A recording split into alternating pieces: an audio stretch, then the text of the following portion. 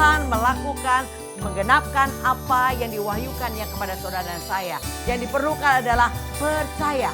Kalau saudara mau bersama Tuhan Yesus, tidak ada yang tidak bisa.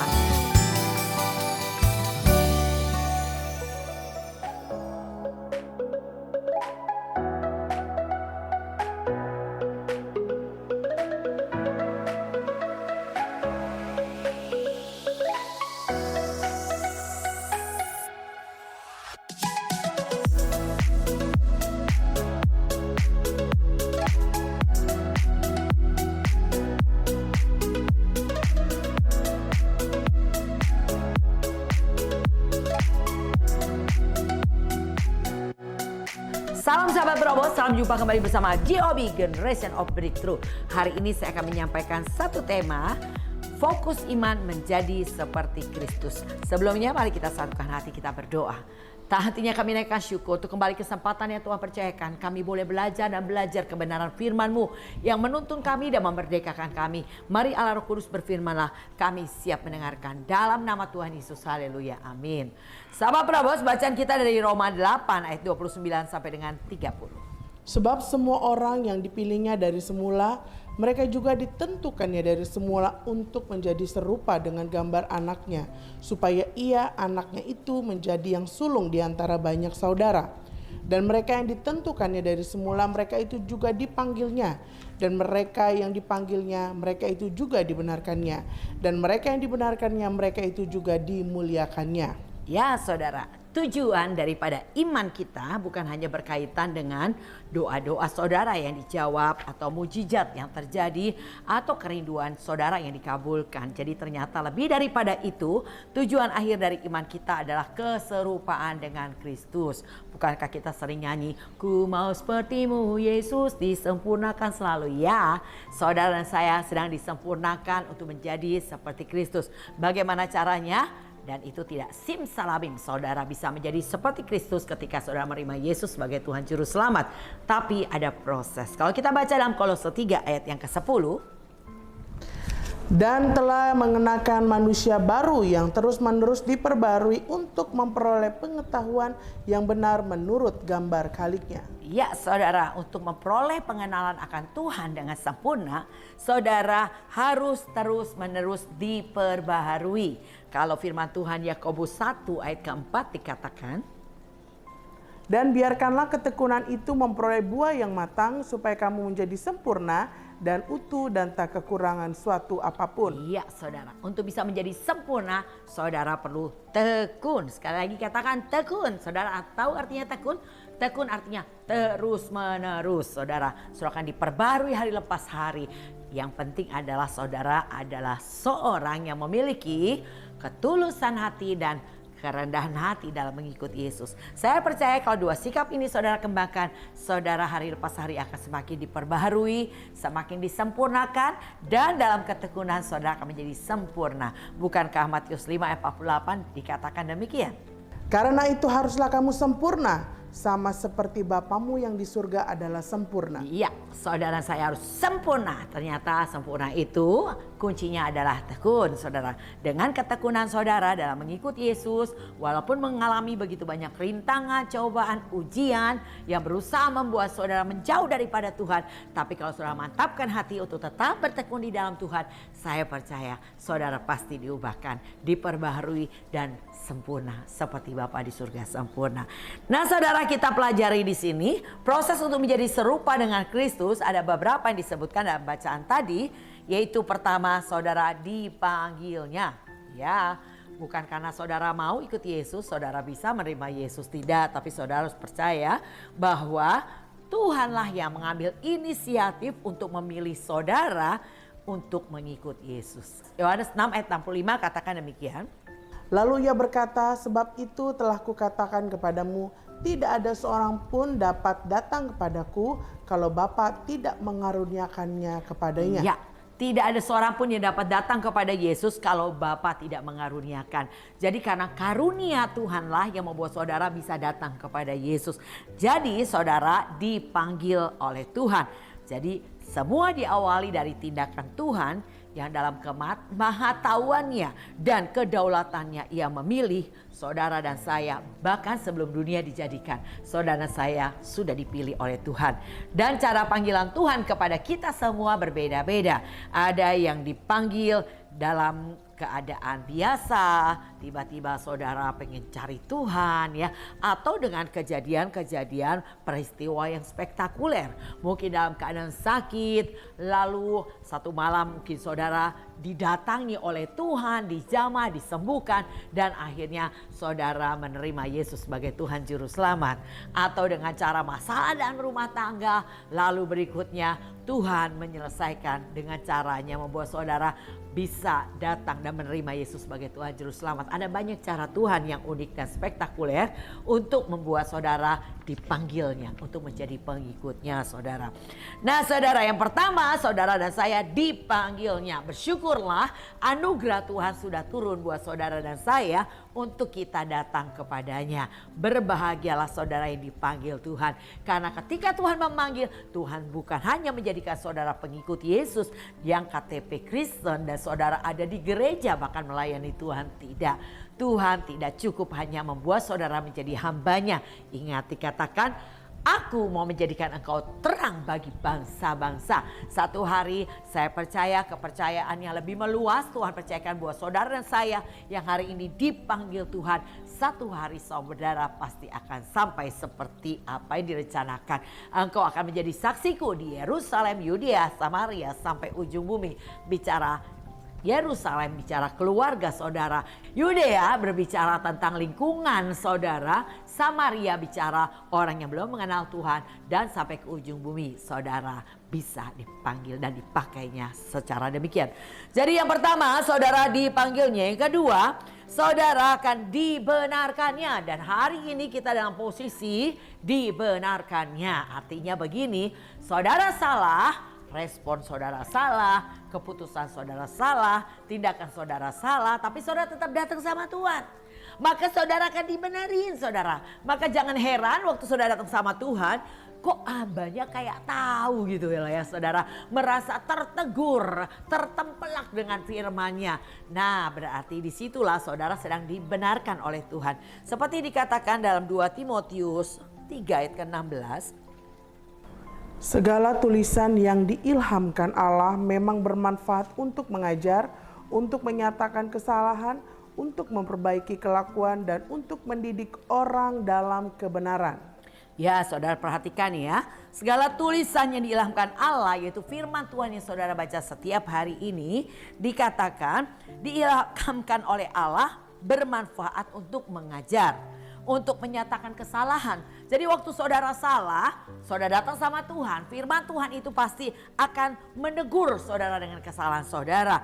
Untuk memperbaiki kelakuan, firman-Nya akan mengajar, firman-Nya akan meluruskan saudara, benerin saudara. Ini loh yang seharusnya saudara lakukan ya. Dan untuk mendidik orang dalam kebenaran. Karena Tuhan akan menuntun saudara kepada jalan dan kebenaran yang membuat kita sampai kepada tujuan akhir. Goal kita orang percaya adalah masuk surga ya. Dan waktu yang terdekat dengan sekarang adalah rapture, pengangkatan orang percaya. Semua kita sedang menanti-nantikan waktu itu, karena waktu itu bisa datang kapan saja karena kita ada di hari ketiganya Tuhan. Apa janji Tuhan di hari ketiga atau setelah hari keduanya Tuhan? Coba kita baca di dalam Hosea ke-6 ayat ke-2 dan ke-3. Ia akan menghidupkan kita sesudah 2 hari. Pada hari yang ketiga ia akan membangkitkan kita dan kita akan hidup di hadapannya. Marilah kita mengenal dan berusaha sungguh-sungguh mengenal Tuhan. Ia pasti muncul seperti fajar, ia akan datang kepada kita seperti hujan pada akhir musim yang mengairi bumi. Ya, dijanjikan Tuhan dalam Hosea 6 dikatakan, Tuhan akan menghidupkan saudara dan saya sesudah 2 hari.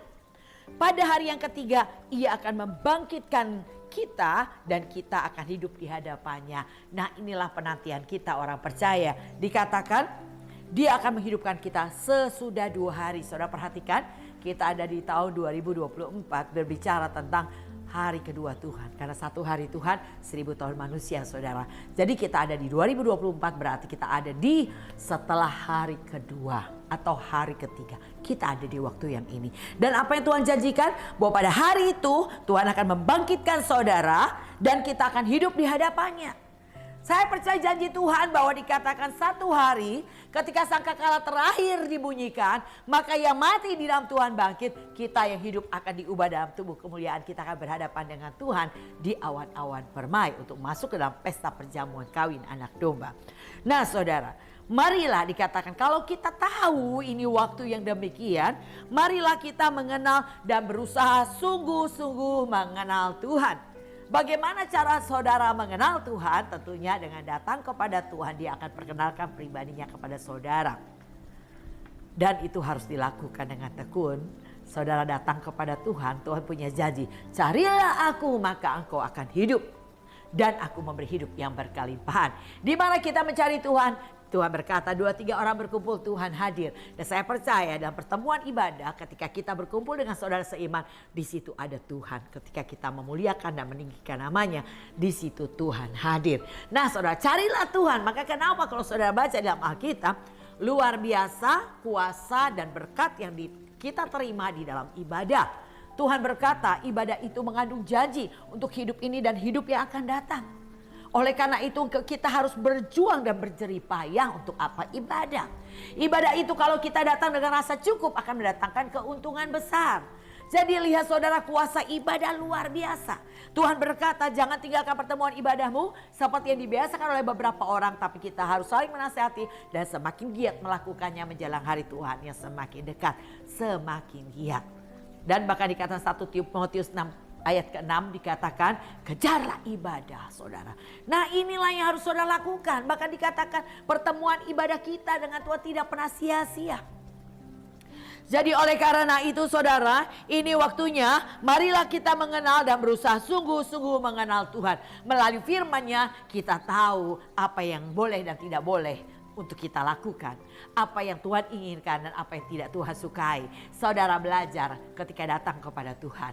Tetapi saudara, saya percaya Tuhan mau kita sampai level mahir. Bukan hanya saudara menjadi ahli kitab, tetapi saudara juga mahir dalam melakukan ketetapan-ketetapannya. Karena di dalam praktek kebenaran, disitulah saudara bisa mengenali Tuhan. Di setiap proses hidupmu ada Tuhan di sana. Saudara tidak perlu takut dengan proses. Hadapi prosesmu dan lihatlah, kenalilah Tuhan yang hebat. Dia adalah penolong yang dahsyat. Saudara, ketika kau datang kepada Tuhan, kau akan dibuat mengerti oleh Tuhan arti sebuah proses. Kau akan mengerti maksud dan tujuan Tuhan. Jadi oleh karena itu, mari datang sama Tuhan, kita akan dibenarin. Waktu kita salah, kita dibenarkan. Waktu mulai kita menyimpang, Tuhan lurusin kita lagi. Tuhan terus akan menegur. Yang penting saudara punya 2 sikap hati. Yang pertama, rendah hati dan tulus hati dalam mengikut Tuhan. Rendah hati adalah seorang yang mau belajar, mau diajar, mau dibentuk, mau diproses. Saudara mau terima teguran, itu orang yang rendah hati. Miliki sikap seperti demikian saudara. Karena saudara saya tentunya mau rapture, amin.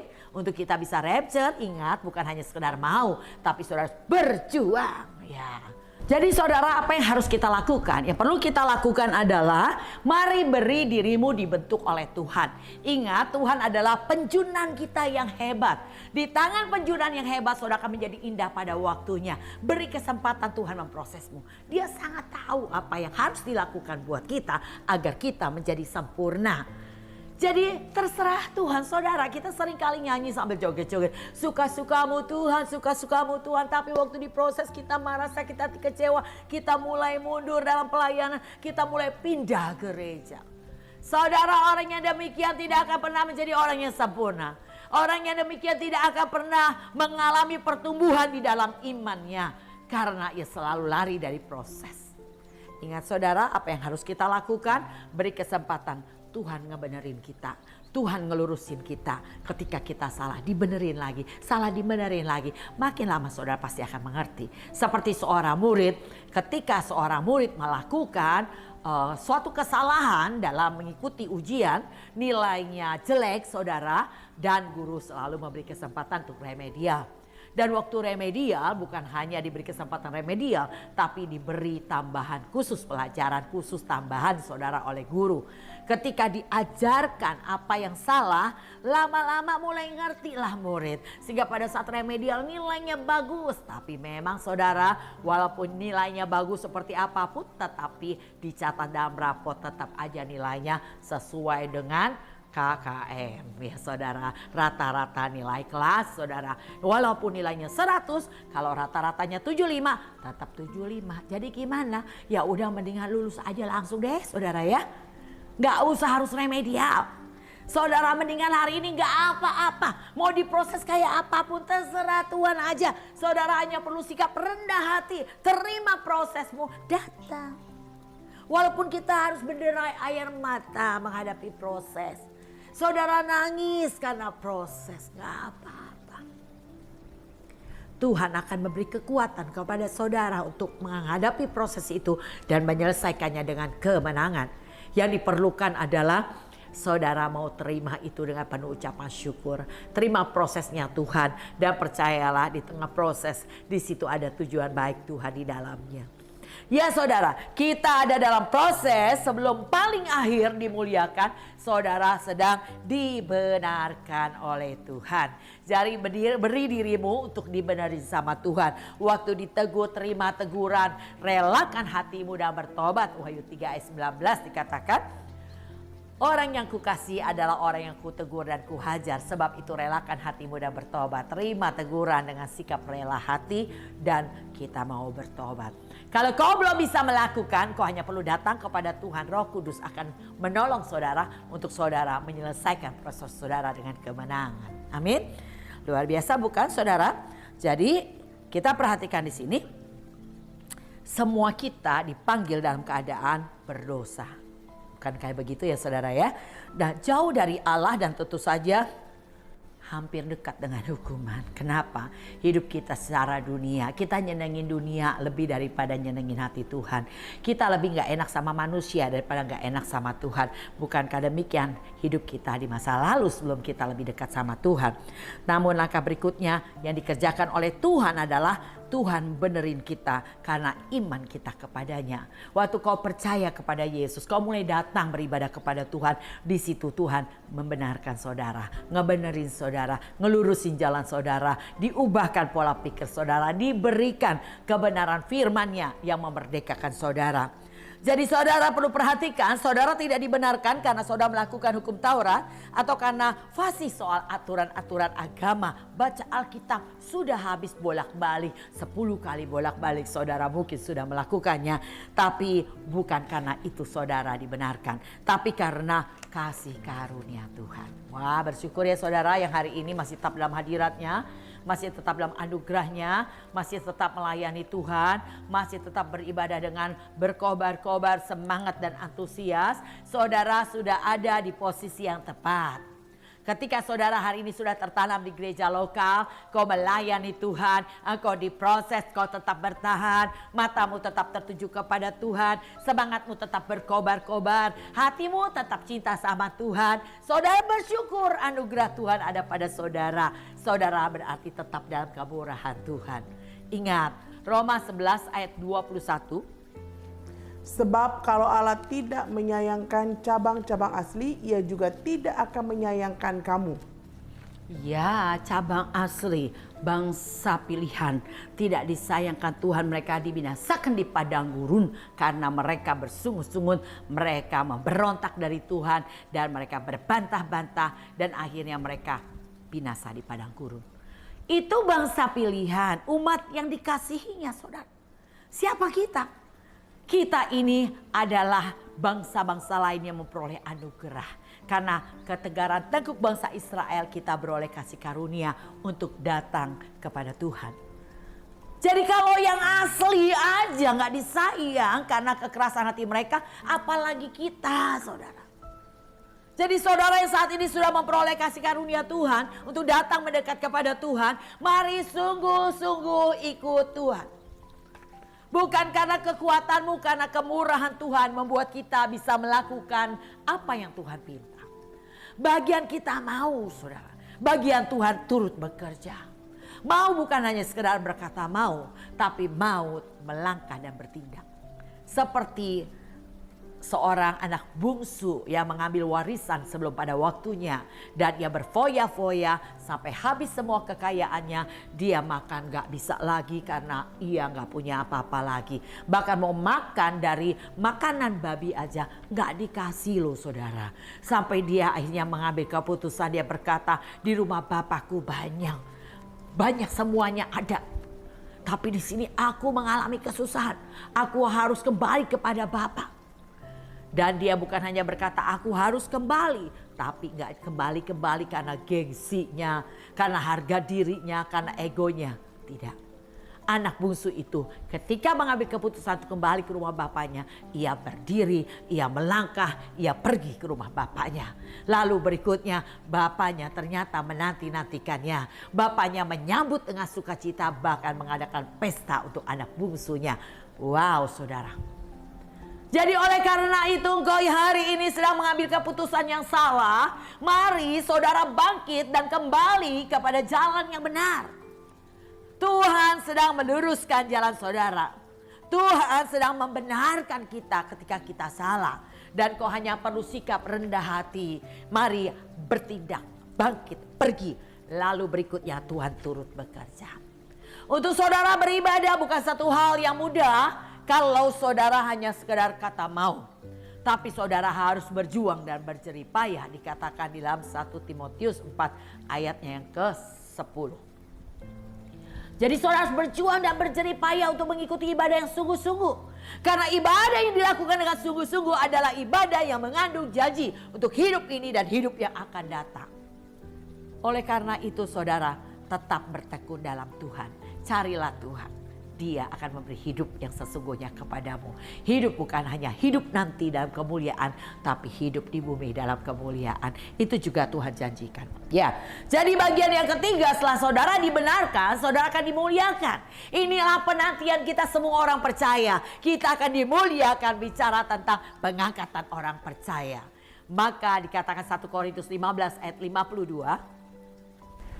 Dalam sekejap mata pada waktu bunyi nafiri yang terakhir, sebab nafiri akan berbunyi dan orang-orang mati akan dibangkitkan dalam keadaan yang tidak dapat binasa dan kita semua akan diubah. Ya, itu adalah janji Tuhan. Dikatakan dalam sekejap mata kecepatan bagaikan kilat. Maka pada waktu nafiri yang terakhir, maka dikatakan orang yang mati akan dibangkitkan dalam keadaan yang tidak dapat binasa dan kita semua akan diubah. Kita yang hidup akan diubah dalam tubuh kemuliaan. Nah, ini adalah proses dimuliakan. Saudara, kita sedang menantikan masa ini saudara. Sebab masa terdekat dengan kita adalah pengangkatan orang percaya. Sebelum dunia akan mengalami pencobaan saudara. Yang dikatakan Wahyu 3 ayat 10. Karena engkau menuruti firman-Ku untuk bertekun menantikan Aku, maka Aku pun akan melindungi engkau dari hari pencobaan yang akan datang atas seluruh dunia untuk mencobai mereka yang diam di bumi. Iya, dikatakan bagi mereka yang mau menuruti firman dan terus tekun menantikan Tuhan, maka Tuhan akan melindungi kita dari hari pencobaan yang akan datang atas seluruh dunia. Jadi itu akan tiba. Dan hari pencobaan yang datang atas dunia, trailernya sudah terjadi, yaitu pandemi 3 tahun saudara. Tapi ke depan akan ada bukan hanya trailer, tapi sungguh-sungguh pencobaan yang akan datang atas dunia sungguh-sungguh terjadi. Jadi oleh karena itu apa yang harus kita lakukan? Saudara, jadilah orang yang terus tekun menantikan Tuhan dalam setiap pertemuan-pertemuan ibadah yang kau lakukan. Di mana engkau ada di gereja lokal, maksimal saudara cari Tuhan. Dan bukan hanya itu, yaitu lakukan, turuti setiap firman yang kita dengar. Ketika engkau melakukannya, percayalah engkau akan kuat bertahan, berdiri dalam ketekunan yang membuat kita sempurna. Ya, sebab dikatakan kalau saudara menuruti firman, iblis gak berani sama saudara. Yakobus 4 ayat 7 dikatakan, tunduk pada Allah, lawan iblis, iblis pergi. Jadi kalau saudara gak tunduk sama firman, saudara tidak melakukan kebenarannya, iblis saudara usir, bukannya pergi seperti anak Imam Skewa yang dicabik-cabik saudara. Jadi oleh karena itu, Mari kita belajar lakukan setiap kebenaran yang mengandung janji yang luar biasa. Saudara, tekunlah menantikan Tuhan dan lakukan setiap perintahnya. Ada perlindungan Tuhan. Sampai pada hari dimuliakan, kita akan dimuliakan. Amin, saudara. Ya, kemuliaan yang diberikan Tuhan itu bersumber daripada pemilik segala kemuliaan. Siapa? Tentunya adalah Yesus sendiri. Jadi betapa karyanya bagi kita adalah karya yang utuh dan sempurna. Tujuan dari pemuliaan itu adalah agar kita menyebarluaskan kemuliaan itu bagi dunia. Ceritakan kepada banyak orang ada satu janji keselamatan yang Tuhan berikan buat kita. Bukan agamanya menyelamatkan saudara, tapi Yesus berkata, akulah jalan kebenaran dan hidup. Tidak ada yang dapat sampai kepada di surga kalau tidak melalui aku. Yesus turun ke bumi memberi teladan sebagai jejak yang harus kita ikuti. Kenapa dia berkata Bapa? Karena Tuhan mau ajar kita panggil Tuhan itu Bapa. Hubunganmu seperti Bapa dengan anak. Sedemikianlah kau punya hubungan dengan Tuhan. Yesus mengajarkan bagaimana kita berdoa. Yesus mengajarkan bagaimana sikap kita terhadap orang yang memusuhi kita. Kasih musuhmu dan berdoa bagi orang yang menganiaya kamu. Yesus mengajarkan ada banyak hal-hal baik yang harus kita lakukan, saudara. Ikuti teladannya. Yesus bukan hanya berkata-kata. Yesus mengalami itu semua. Dia menghadapi begitu banyak rintangan, begitu banyak kesulitan, tapi ia tetap fokus untuk menyelesaikan tugas, untuk menyelamatkan kita semua. Dan tuntas dia selesaikan di kayu salib dengan berkata sudah selesai. Dan hari ini saudara saya, kita mempunyai jaminan keselamatan. Asal kau mau ngikut Yesus, ikuti teladan dan jejaknya, lakukan setiap perintahnya. Ketika engkau tidak mampu, kau datang kepada Tuhan. Ada Roh Kudus yang dijanjikan Tuhan sebagai penolong yang hebat buat kita, dan kita pasti bisa melakukannya. Oleh karena itu saudara, percayalah, datang kepada Tuhan keadaanmu pasti lebih baik. Maka Tuhan berkata, berjaga-jagalah dan tetaplah berdoa supaya engkau tidak jatuh dalam pencobaan. Banyak orang jatuh di tengah pencobaan. Kenapa? Saya percaya dia bukan orang yang bertekun dalam doa.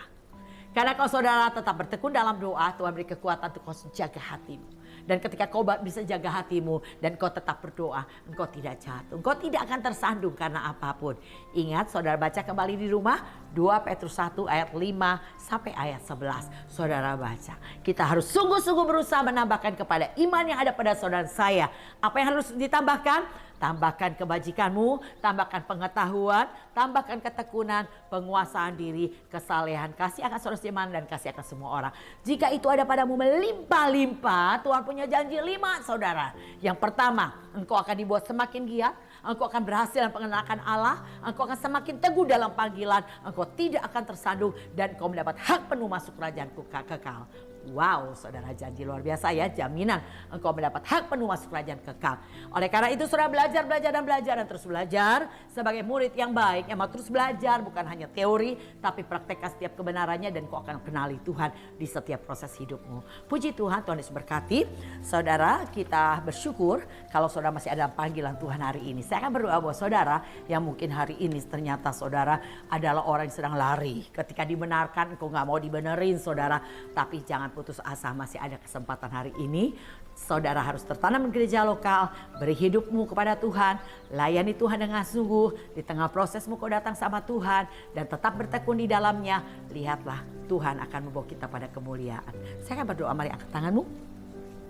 Nantinya kami naikkan syukur kepada Tuhan untuk kasih dan setia Tuhan yang terus membimbing, mengajar, menuntun kami dengan penuh kesabaran agar kami semakin disempurnakan dalam ketekunan. Ajar terus kami, pimpin tuntun kami terus. Pengurapan Tuhan turun bagi setiap sahabat penerobos yang menonton episode ini untuk kami menjadi orang-orang yang diubah Tuhan untuk menjadi seperti Kristus. Terima kasih Tuhan untuk kekuatan iman yang Tuhan berikan. Dalam nama Tuhan Yesus kami naikkan syukur kami. Haleluya, amin. Demikian sahabat Perobos, biarlah tetap bertekun di dalam Tuhan. Silakan sahabat Perobos catat nomor di bawah ini dan katakan saya rindu untuk bergabung. Saya akan masuk ke saudara dalam link Zoom. Kita akan bergabung sama-sama dalam doa pagi dan pemuritan GOB. Mari saudara, jadilah penerobos yang tidak terhentikan karena apa yang dilihat, karena apa yang didengar, karena apa yang dihadapi. Maju terus sampai garis finish. Tuhan Yesus memberkati. Salam GOB.